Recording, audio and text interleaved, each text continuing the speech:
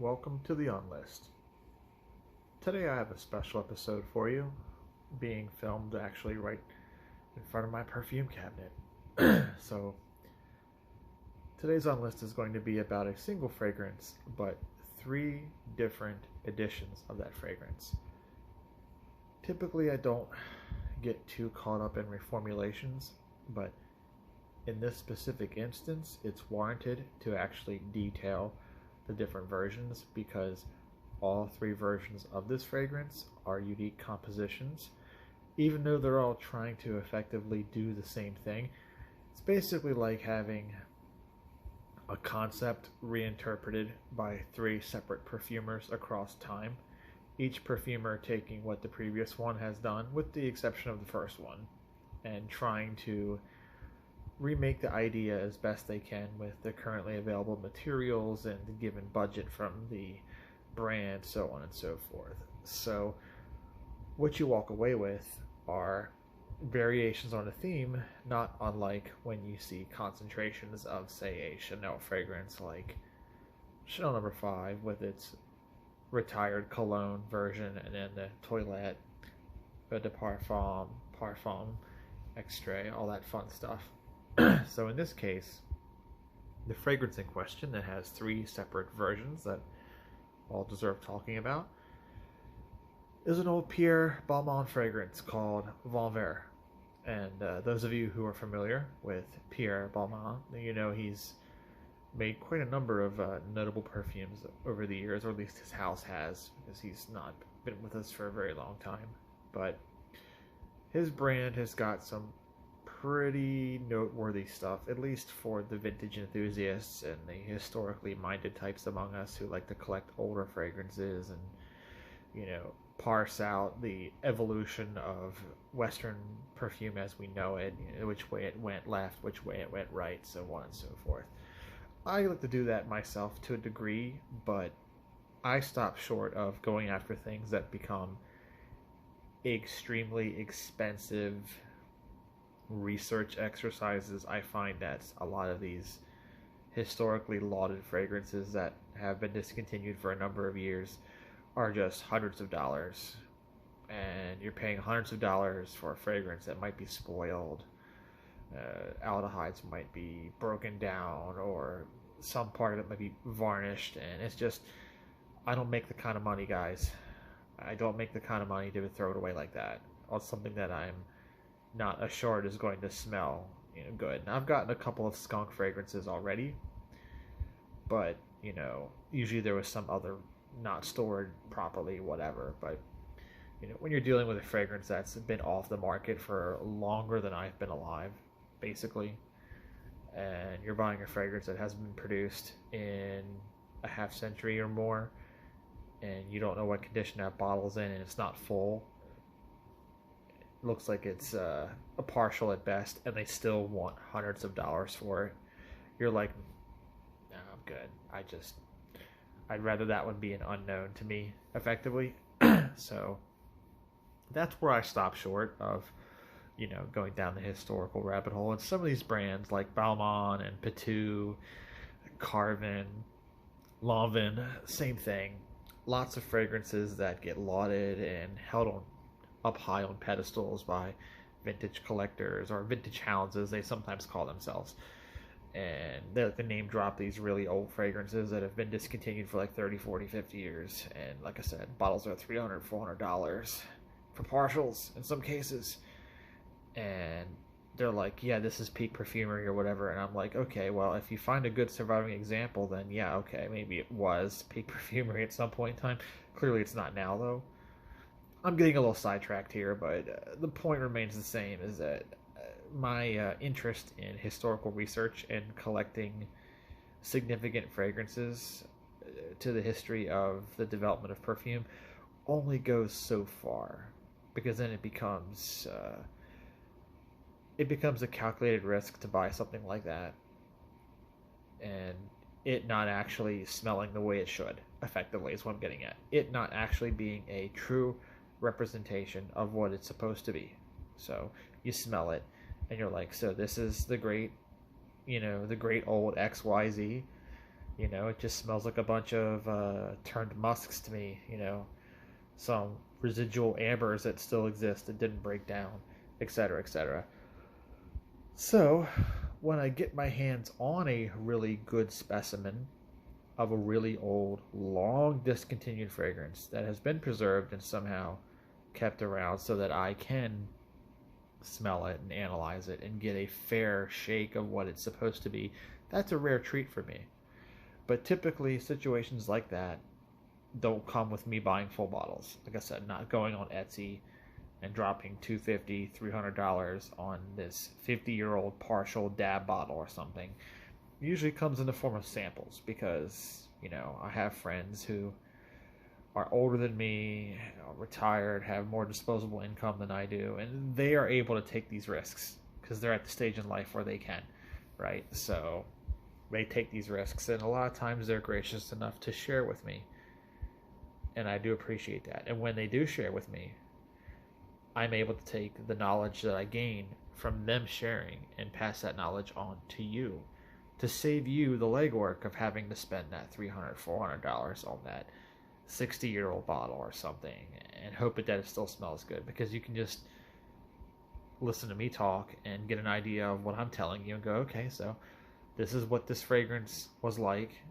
And then if your curiosity is still strong enough that you want to go and experience it yourself, then sure, go ahead. Go maybe get a decant somewhere. But I'm kind of doing it so that you don't have to put your blood, sweat, and tears out there to do this yourself. If your curiosity is there, but say not strong enough to put your wallet out there, right? That's the thing here. You have a curiosity, but like me, your curiosity has limits. So I'm helping you from not crossing those limits, right? So let's get down to it. Vent Vert by Pierre Balmain. God, I messed that one up. But see, no editing. It stays in, like I said. Pierre Balmain, Vent Vert. So the original version of this fragrance came out in 1947. It's a long time ago, right? You have to realize what was really going on in 1947 to kind of understand why this fragrance is so significant to so many people, why historians and collectors love this stuff so much.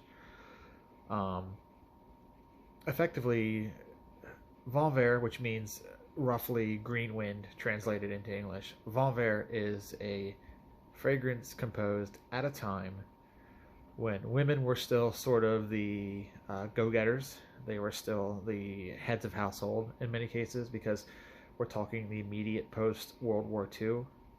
So right after World War II ended, 1945, I mean, it ended a little earlier in the European theater, but once it was officially over, after 45, a lot of the husbands who were GIs, you know, if they survived, right, they're coming home and they're trying to piece their life together. They're trying to get jobs. They're trying to assimilate back into society again. So the women were still the breadwinners. They were still working the full-time jobs and trying to raise the kids too.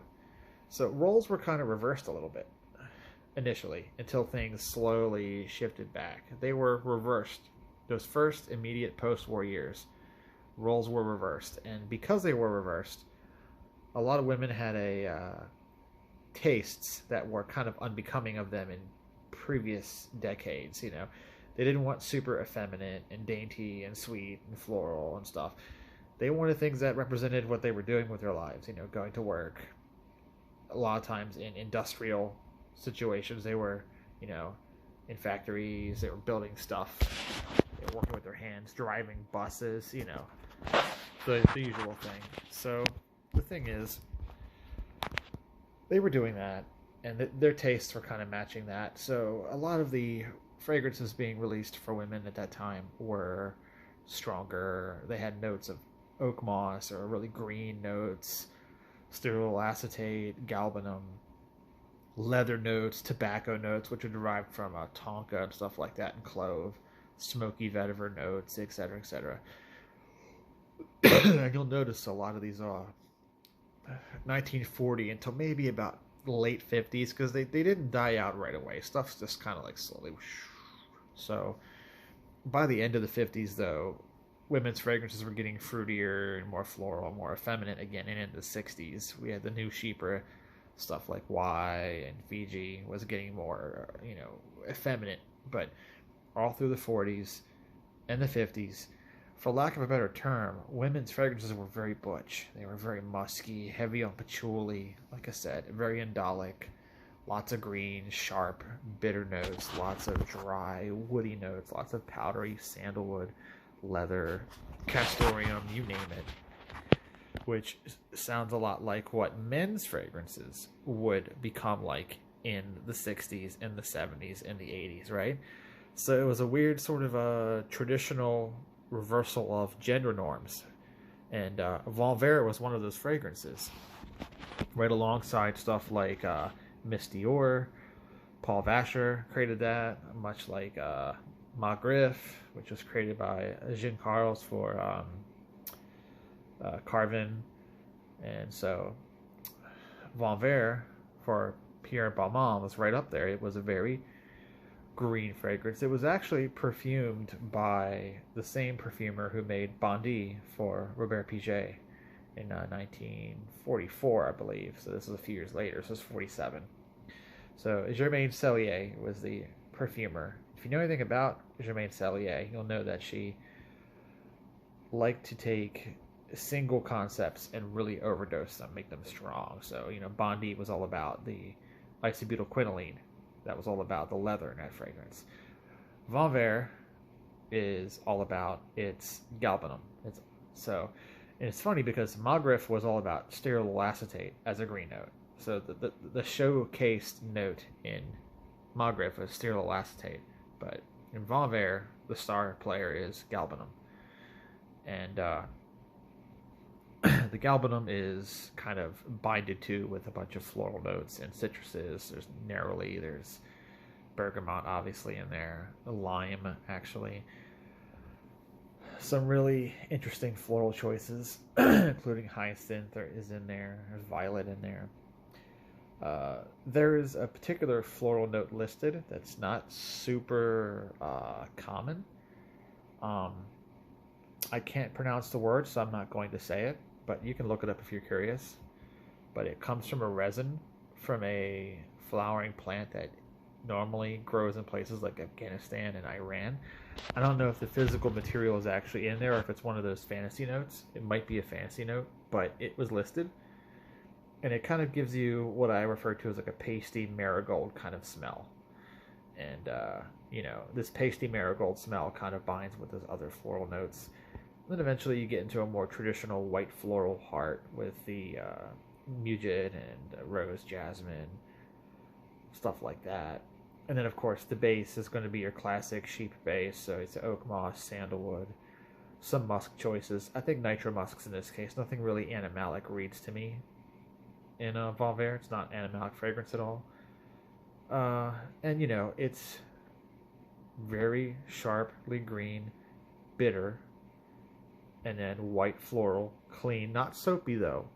Not soapy white florals, but just clean white florals without going into bar soap territory with the citruses, and then eventually the dry, powdery, woody, very sort of deep aromatic sheep base. Now, Cellier was also known to use pre-made bases, which is one of the reasons why the fragrance had to be reconstructed in the 90s, which is formula number 2. Because that pre-made base, and I forget who was manufacturing it, but that pre-made base disappeared. So, I don't know if it was the Delaire Mousse de Saxe base. I don't think it was that. I think Caron used that more than anyone. I don't think Cellier. Cellier might have used that, but I know the Mousse de Saxe base was more of a Caron thing. But there was some kind of pre-made base going on in Vent Vert, and it's the same one that's in Bondy, and a lot of Cellier compositions actually have it. So a lot of her work in particular is lost to time now, because her work depended on these bases that don't exist anymore, and no record of them or what they contained exists, so they are lost to time. And any fragrances of hers that are on the market now are reconstructions where people kind of did their best guess effectively. So, like the most recent version of Bondi, which is also discontinued now, sadly, but the most recent version of Bondi was a best guess because, again, the base of the original, unless they use chromatography and try and figure it out, that's probably what they did. So, 1991, we would see version 2 come out. And this was composed by another fairly well-known perfumer, a much younger one, still alive as of this video, Callis Becker. Now, Callis Becker, probably more famous for her eventual work with brands like Tommy, and then, she also did a lot of work for Avon, which is kind of unusual, and then Estee Lauder did a lot of work for Estee Lauder. Callis Becker eventually moved up the ranks and ended up becoming the head of the Givaudan Perfume School. So now she's like basically the dean of their perfume college. So she's not actively making fragrances for brands anymore, but she got to that point because of doing the stuff like she did with her reconstruction of Vent Vert, which launched in 1991. Now this version is the one I call second best because, yeah, it's not the Cellier one, but the Cellier one's going to cost you rent money. So unless you're like a millionaire or something, or again a retiree, and you have that kind of dosh to throw, you're probably not going to hunt down those old bottles made by Cellier. You're going to go for the next best thing, which is the Callis Becker version. Now this version is pretty faithful. She made a very good attempt at trying to preserve the dynamics of the original. However, there are some differences. You'll notice that it feels a bit lighter. The focus kind of moves a bit more to the floral segment and the citruses. Yes, there is still oak moss here because 91, not restricted. Yes, there are still sandalwood here because, again, 91. Import restrictions on Mysore had only just begun at that point, so they were still allowed to use some. So there is some real sandalwood in it, and there is, of course, real oak moss in it. The orris is gone, though, because by the 90s, orris was like diamond, right? You're not putting orris in your fragrance unless you're Chanel and you grow your own, so ionones it is, basically. So there's ionone in there now, replacing the real orris. And the things that are precious, like the sandalwood, were dialed down, but they're still there. They're just dialed down. So that makes for a fragrance that does come across a little bit lighter, a little bit fresher. It still feels powdery, though. Not as powdery, but it still feels a bit powdery. But it still has that nice fresh cut grass vibe in the opening. And for the majority of it, it does still feel like its name suggests, green wind, right? With Vent Vert. Now, this version of the fragrance wasn't very popular, apparently. I guess because it's the 90s, right? And people wanted more aquatic things than ozonic things. So, rebooting Vent Vert and making a very close version of it and then dropping that in the 90s, early 90s, this wasn't going to go over well. So we get the third and final version, which came out in 1999, which I'm going to not talk as much about. Nathalie Feistauer made this version. And this was an actual attempt at real modernization, whereas the Callis Becker version was just trying to adapt to a loss of materials. No real renovation of the fragrance was made, just reformulated so that it can be itself within confines of what's available. The Nathalie Feistauer version feels actually changed. And sandalwood's gone, oak moss is gone, obviously the orris is gone. Up the musks, up the generic synthetic woods, that marigold pastiness is also gone from the opening now. So it's a little more just, I don't know, conventional. It still smells like Vent Vert, but it smells much more sheer, much smoother. It doesn't have that powderiness. It doesn't have that depth. It feels like Vent Vert, but like a dance remix, right? That's the best way I can describe it. It's like a Vent Vert done by Skrillex or something, or Deadmau5 doing version of Vent Vert, just making a dance remix of it. And it too is discontinued and is also expensive. So, Go figure. But there you have it. 3 different versions of Vent Vert.